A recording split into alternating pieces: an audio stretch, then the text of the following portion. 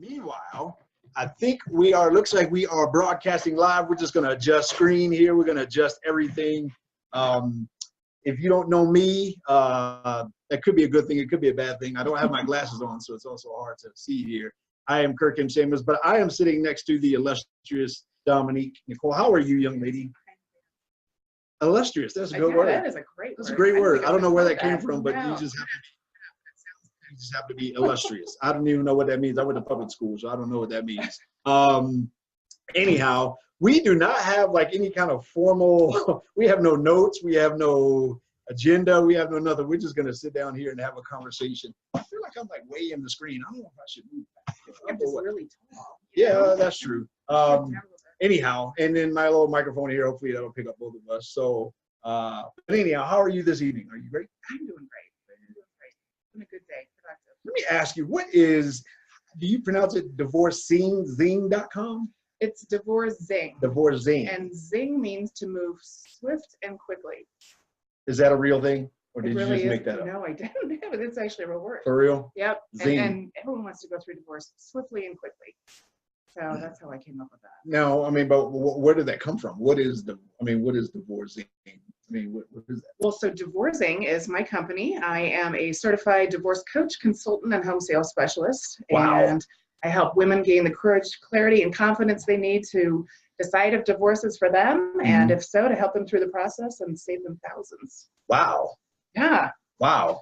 Now you mentioned something in there about like, did you say like property, or did I hear a property or real estate kind of embedded in there somewhere? You did. It's like in my former, and current life, I've been in real estate for over 22 years. 22? 22 years. Get out of here. Title, mortgage. You ain't been in no real estate. 22 years? I have. Okay. Yep, 22 years. And after a second divorce, I wanted to find more meaning in my life. And you get a lot of gratification from helping people purchase, a home, a home for their family. But after 2 divorces, it wasn't enough. And I started focusing on doing a lot of blogging, created a website called Bittersweet Breakups, which for me was just a really cathartic way to kind of journal my own divorce and my own process and what was going on. And then I ended up adding a gift store with gag gifts, bumper stickers that you get for a friend that is going through the process, and cards, and just really kind of trying to keep it light and informative. And that evolved into me wanting to pursue a life coaching certification. Wow. And really focusing on helping other women get through the process. Wow. And then I pursued a divorce coaching certification. Wow. And after doing that, it was like, well, I'm a 2-time divorce thriver, so I come from a place of experience.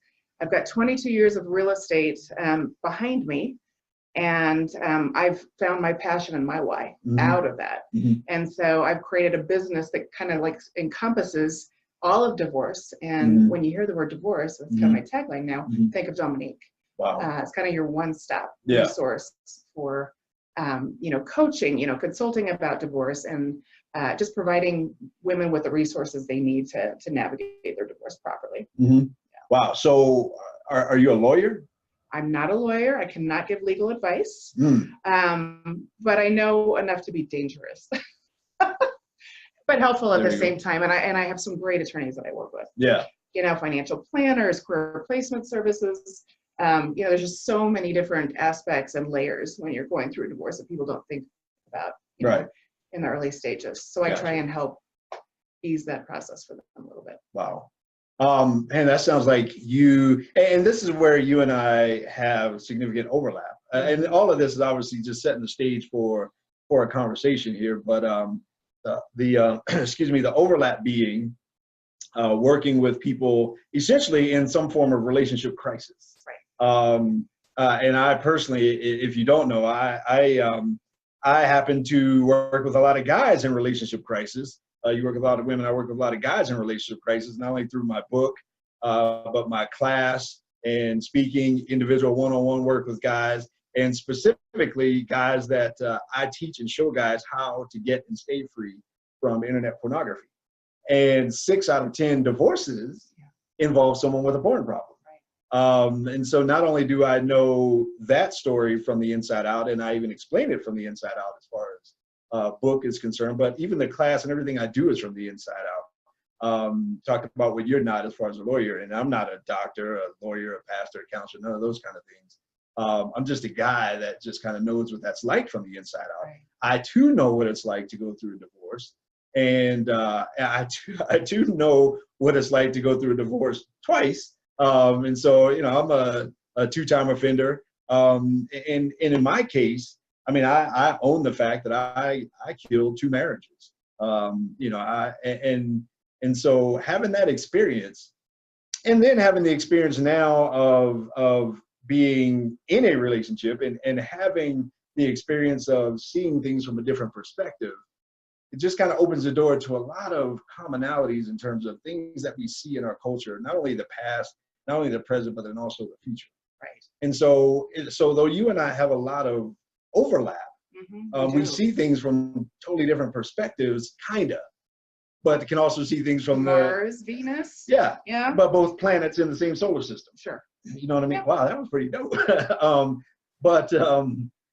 And so, you know, I mean, and this is actually not even the first webinar that you and I have done before. Last time we were swapped. I was on that chair, you were here. But we just had, you know, great conversations just about life and about stuff, and just about, you know, about kind of this area, if you will, this area of expertise, which quite honestly, you know, by the time people come see us, it's normally not a good place in life. Right. And so decisions have been made. And how do you feel about that? I mean, how do you reconcile that? Like, I mean, obviously it's not your fault, but you're kind of in the position to help people.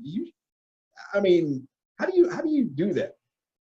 Well, you know, I mean, I have people that come to me at all stages in the process. You know, there's some women that really aren't sure if divorce is what they want. They think it's what they do until they meet with me. Mm-hmm. And based off my experience and what I've seen with my clients, my personal experience, I'm able to kind of help walk them down that road. Right. What's it going to look like to stay? Mm-hmm. You know, what's it going to look like to leave?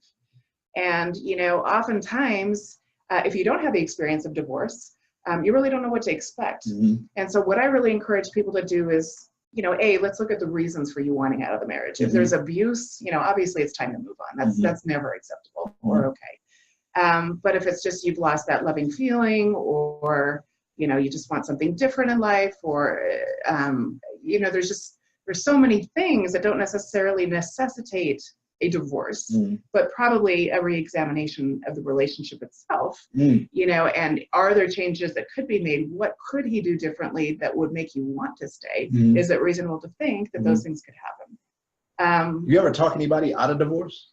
Out of the plan, the idea? I have. Wow. Yeah. That's the best feeling, because I'm all about staying in marriage. I mean, that's the right I'm thing just challenging you. I know that. I mean, that's right. But I mean, yeah, I mean, that's got to be a good feeling. It's a great feeling, you know, and I'd love to go down that path first. Yeah. You know, you got kids, you've got history, and who's to say that you're not trading one bag of crap for another? Yes. You know, if it was infidelity, or he just doesn't like the same things that I do. It's like, how do you know in the next relationship when that honeymoon stage wears off, I'm telling you, that's not going to happen again. I'm telling you. And I mean, a lot of people think that is the answer to all of their problems. And I think a lot of times you trade one set of problems for the other. You do. Because, I mean, you know, when you go through divorce, I mean, there's a lot of realities that exist through the divorce process and after the divorce that you don't really have in the context of a marriage. Like, for example, another potential woman or man in your kid's life. Right. Yeah. Different things like that. Not to mention the financial implications, you know, all of the things that you have to go through in the process of getting divorced, but just a lot of things that people don't really consider. And I'm not saying that, you know, it's not appropriate in some areas, but at the same time, to your point, there's a lot of things that people just kind of think, you know, I'll just get rid of him or get rid of her and everything will be great. Right. Right. But was it all that person? You know, it's like, what did you bring to the table? What was your, you know, what was your part? Because it takes two. I mean, are you able to challenge, again, if you're meeting with a woman, are you able to challenge her in terms of what was her part? Like, how does that work? I do. I think it's important to own up to, because not only are they going to make the most important decision probably of their life, but are they going to carry that baggage into the next relationship? If they're not aware of what their contribution was to the breakdown, or how maybe they could have supported their partner in a different way that would have elicited a better response for them or a better relationship for them. Mm-hmm. You know, it's important to examine those things. So yes, I do call people out on their stuff all the time. Wow. They pay me really well. Wow. And they want results. Wow. And I want, you know, I want to be able to help more and more people do it. You know, that's phenomenal, because I do the same thing with guys. I mean, you know, a lot of guys will, you know, they'll come to me, and even if they're struggling with something like pornography, you know, it's really easy for a guy to say, man, if she would just, you know, let's just keep it real. They say, if she would just put out, or if she would just have sex with me, or she would just be this or be that, then I wouldn't have this problem. And I'm like, no, man, it doesn't work that way, bro. I mean, it doesn't work that way. Do you find that's like the biggest why they give you in those scenarios? Like, that might be a symptom of the problem. Okay. That might be with someone like a doctor, you know, what are you presenting as far as symptoms? Right. That might be the symptom of his thought, his thought process. Right. Because I mean, he can get so consumed in his own world and his own experience that he does negate the other side of that equation in terms of, you know, and sometimes I'll say, man, if she could, maybe she would, but maybe, just maybe, you know, the environment, the atmosphere, if you're coming to me with a porn problem, you know, maybe that has something to do with how she sees herself and how she sees herself in the relationship and how she sees you. And so maybe that creates an environment that she's not able to do those kinds of things. And so I absolutely, and I tell guys all the time, your biggest problem and your biggest solution is in the mirror.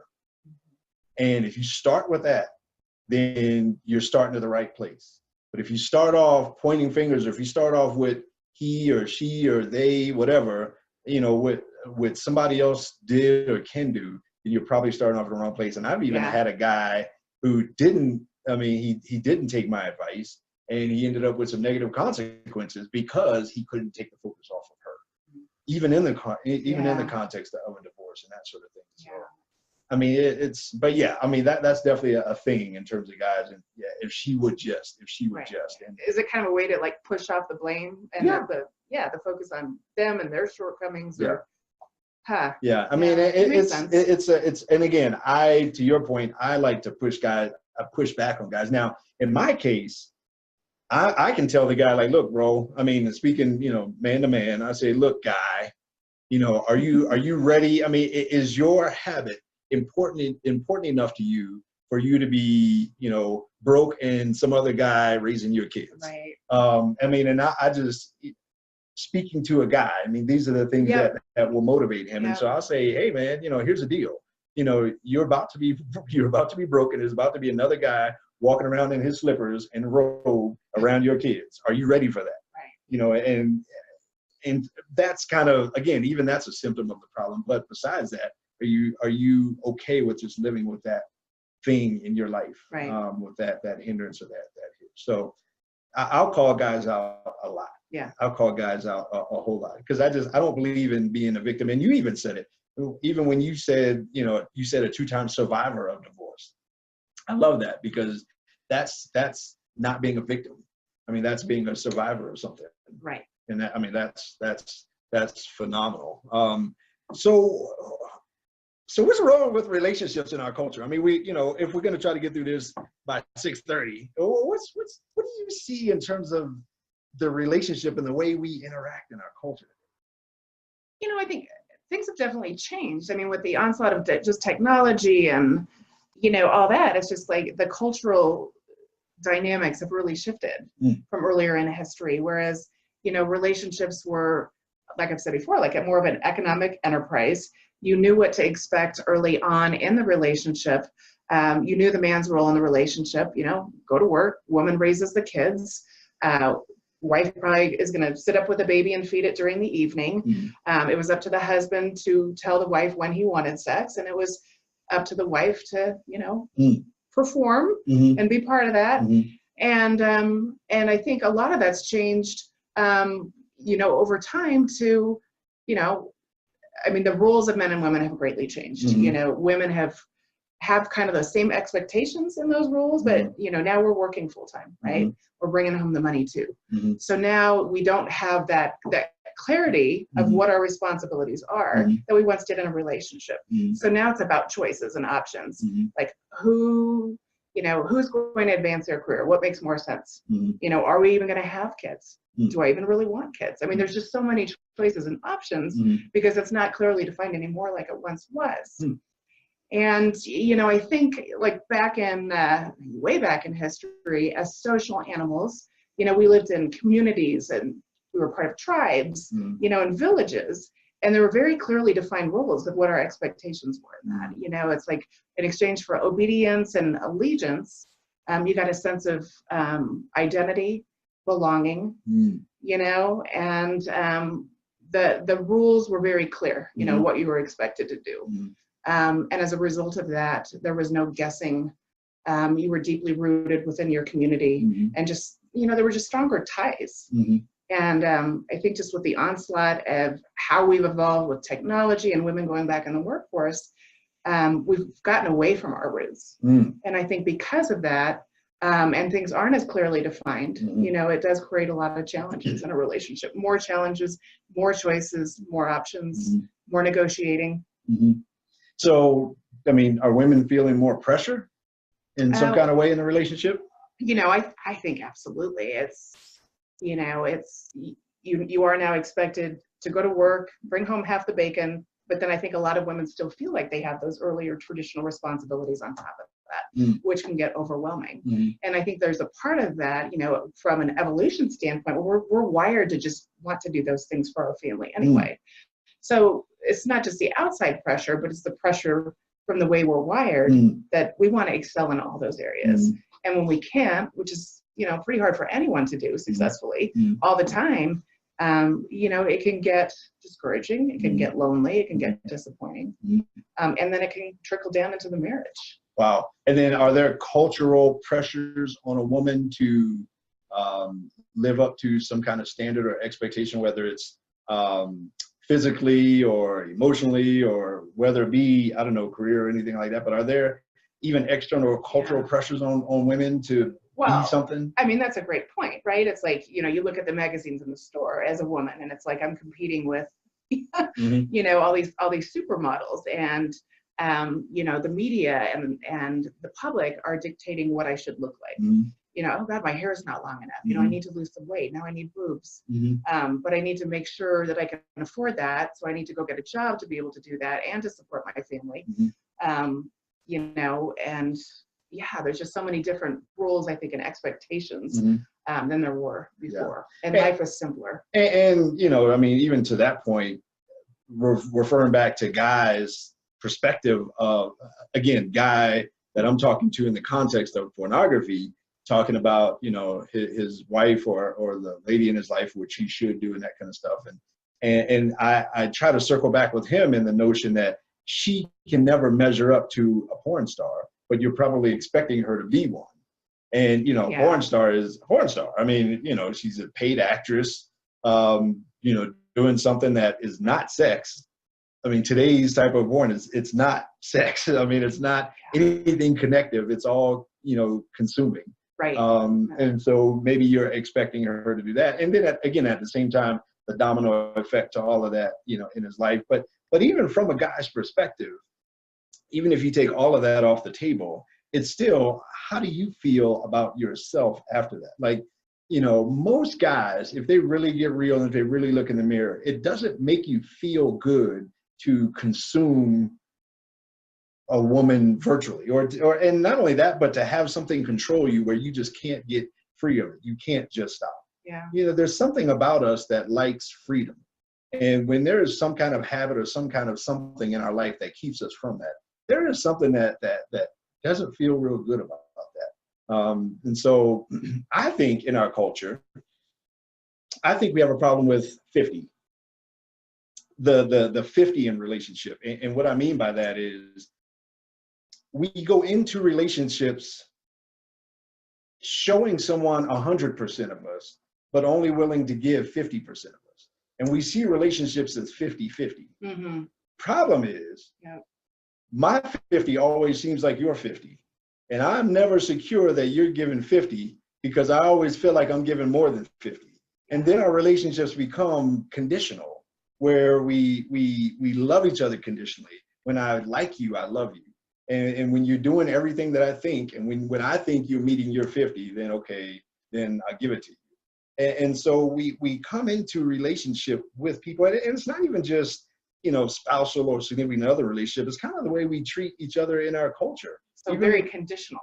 Very conditional. And it's all kind of measurable. We see it quantitatively, not qualitatively, in terms of we see it as an amount. And then when the relationship breaks down, specifically when a marriage breaks down, what do we do in court? We try to get back to 50-50. Right. That's what the divorce process is. Then it comes back to 50-50. Yeah. Then it comes back to what's yours, what's mine. Yeah. We divide up property 50-50. Maybe you divide up parenting time 50-50. The whole notion of child support is to make finances 50-50 in terms of kids. Right. The same thing with spousal support or alimony. It's supposed to balance things out. And so when we start off with 50, I think we end up with 50. But when we start off with 50 at the beginning of the relationship, we end up with 50 in the end of a relationship in court when we find the death of a marriage. Oh, that's great. And so, I think in the context of relationships today, I think, we might show someone 100. We might show them all of us, but we're not necessarily able to give them all of us. Guy coming into a marriage, coming into a relationship with pornography as a significant part of his life, he's never going to be able to give her all of himself because all of himself is not available. He's giving part of himself to pornography. And so she'll never have that part of it. So, and more than likely, do you think she knew about this prior to then? No doubt. Most women do. Okay. But we see, but we show you 100% of us. Right. So you see all of the good that he could be.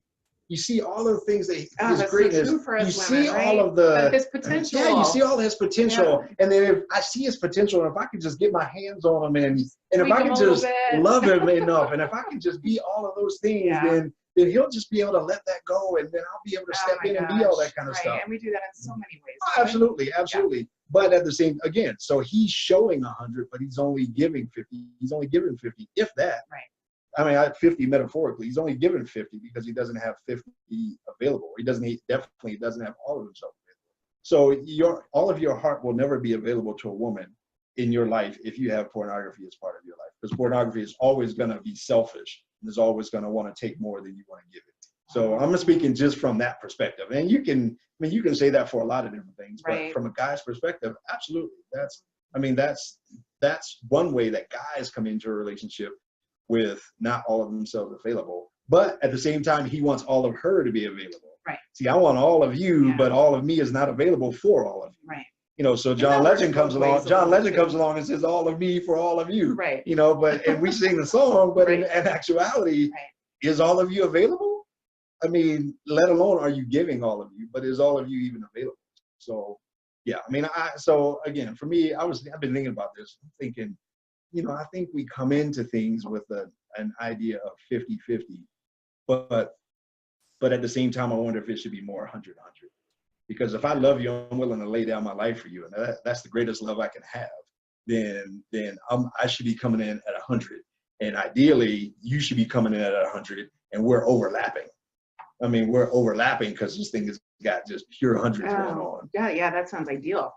Wouldn't that be dope? What would that be like? What would that be like? Exactly. Yeah. If I wake up today thinking, how can I serve this person? Well, and that's what love's truly about, right? It's not like what's in it for me. Should be. Right? It's what can I do to show this person my love for them like every single day? What if love was giving more than receiving? Well, that's what it's supposed to be. Or what if it wasn't even giving? What if you were just returning what you received from the other person? That would be great. What if it's just a constant flow? What if that is the yin, the yang? And you wait to marry until you don't do it unless you're at that point or pretty darn high at that, right? Right. And so divorce rates way down. Right. And a lot, I think it is because we do come into things from a false sense of, not only a false sense of security, but a false sense of even who we are as a person. Why are you even dating? Why are you on a dating website if you know that all of you is not available? Mm-hmm. But so many people do it, right? So many people do it. And so many people just come from such a great place of brokenness in their life, from their upbringing or whatnot. And we just have these old habits and these old beliefs, and we drag them into the relationships. And I bring in my baggage, but I want you to carry it. Yeah. And so my baggage becomes your luggage. Right. Right. That's kind of how we quite often come into relationships. And then and then at some point in time when I can't carry your luggage anymore, then okay, this ain't working for me. Right. When in reality, neither one of us really did our self work to come in ready for what this thing entails. You know what, and that's key. I mean, there's like, what happened to premarital counseling? It was huge in the Catholic religion. I was raised Catholic. I'm not Catholic, but I don't even know if that's still a requirement. And I don't think it is for most religions anymore. But even with premarital counseling, you've already got the blinders on because you have feelings for this person. Right. Like no amount of premarital counseling is going to fix the fact that maybe you just selected the wrong partner. Yeah. Right. Yeah, absolutely. Maybe you did. And again, maybe even before you get to the point of premarital counseling, maybe there's some personal counseling you need to do.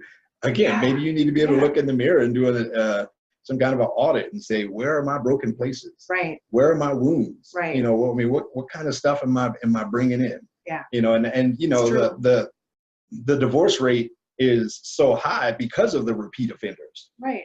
Because it's, it is one of those, it goes up significantly the more times you get married. And so maybe it is a lot of it bringing in stuff that we never got rid of or we never dealt with when we come into the relationship. Oh, it'd be huge. I mean, how do you get that message out there? It's like, how to be healthy yourself first, and then how to have a healthy relationship.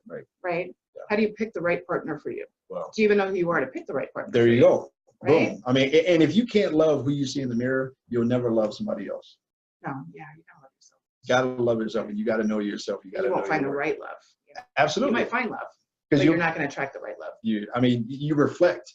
I think you reflect some of that stuff. And so ideally, people can address all of these issues before they get to people like you and I, and before they get to, to other people that kind of find people at rock bottom experiences in marriage. And so ideally they can, but sometimes they can't. Sometimes they need to come see a person like you or come see a person like me for help in whatever it is.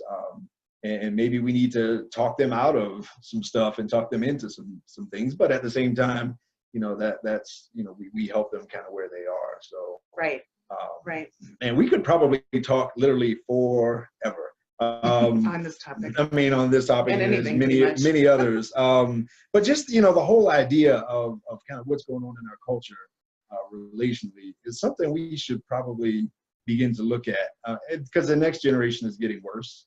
The next generation, they're talking less and doing this more. Oh yeah. And so we're losing that connection. We've lost our roots. We're lonely. Yes. I think we're so connected in so many ways, but we're so lonely. We're lonelier than we've ever been before. So like what is up with that? We're more connected than ever, but probably less attached than ever. Right. And probably lonelier than ever because, we live with these things. And those things, kind of control our lives and we do live isolated. We live on social media and those kind of things as opposed to being connected. And, the only way to be connected is to be present and to be whole, transparent, vulnerability, all those kinds of things. And so I would love to hear like how many other people are seeing this, change, like this shift and do you care? I mean, is it a negative thing? I'd be curious to know because it's like, it's going to take a huge stand, man, to turn this ship around. And there's a lot of discussions that need to be had around this topic. So, I would encourage anyone that's listening, share this video, hit forward or share whatever it is on your platform. And and just we need to begin to have some of these conversations because as a culture, as a society, we're getting more complacent. We are, and I think we're just accepting the fact that our lives are just supposed to be kind of isolated and distant and miserable. And that's not how we were wired. No. We're not wired for isolation. Right. We're wired for a connection. Yeah, absolutely. And so maybe we do need to have these conversations, and maybe we do need to interact and connect with new people and different people and connect with ourselves. Yeah. All parts of ourselves, mentally, physically, spiritually, emotionally, relationally, all these kinds of things. So a wheel of life. Absolutely. How can people get a hold of you? So people can go to my website, and that is www.divorzing, and that's DIVORZING. And Kirk asked me earlier what zing meant, like how I even came up with that. It's to move swift and quickly, for those of you that are curious about that. And who doesn't want to move swift and quickly through their divorce? And my cell phone number is 303-669-8077. When you hear the word divorce, think of Dominique. Nice. I do offer a complimentary consultation to see how this could benefit you. Phenomenal. And through your website, is it your background and all that kind of stuff It on is. there? And, Yep. Right on. Yep. It's all there, good, bad, and the ugly. Well, like I said, I mean, share this and, put comments. Let's get a discussion going down here. If you're watching this on YouTube, put some comments or forward this, whatever it is. We got to begin to have some conversations. My website is kirkmsamuels.com. My book's on there, my classes on there, my contact. You can email me directly from there. My phone number, 720-515-6536. And so, yeah, we are absolutely here to help. And we're just doing this just to begin some conversations and to begin, some connections with some folks. Reach out to us. Let's network. Let's, if you're out there and if we can provide some kind of, some overlap and build some community around helping people, especially people in relationship crisis, I think that's important. Whether you're a counselor, a lawyer, a doctor, or a pastor, just a person that's just kind of interested in this whole notion, let's get some stuff going. Yeah, let's be the cultural disruptors. Nothing wrong with that. I love being a pattern interrupt. I am a pattern interrupt. I mean, just in life, I like just saying stuff and just being different and all that kind of stuff. Shake things up. And I was thinking about this too. A lot of the work that you do and a lot of work that I do is not very, I'm going to say, glamorous work in terms of there's not a whole lot of fanfare. Right. There's just not. I mean, there's a lot easier for somebody to jump online and start talking about making money and all this other kind of stuff. And, let me teach you how to be rich tomorrow and all that. But, it's really, for what we do, helping people in rock bottom places, it can be kind of dark and it can be kind of, there's a lot of tears and there's a lot of heartache and it's hard for people to reach out to us sometimes. There is, but we're soul driven, right? And that's why we do what we do. And we know we can get to the other side and we know we can help other people. Yeah, it's purpose stuff. Right. Helping people walk through valleys in life. So when you walk through those valleys, you're not alone. Thank you tremendously. Thank you so much. I mean, this will not be the last time. Last time we said it wasn't the last time, and there's another time. So you can believe me saying this won't be the last time. This time there'll be another time. That will. Did that make sense at all? I don't know. I just kept going. Somebody type that out and tell me if that made sense or not. Anyhow, we will talk to everyone later, and you all just get out there and get connected, start some conversations, and let's kind of help right this ship. We will talk to you all later. Goodbye.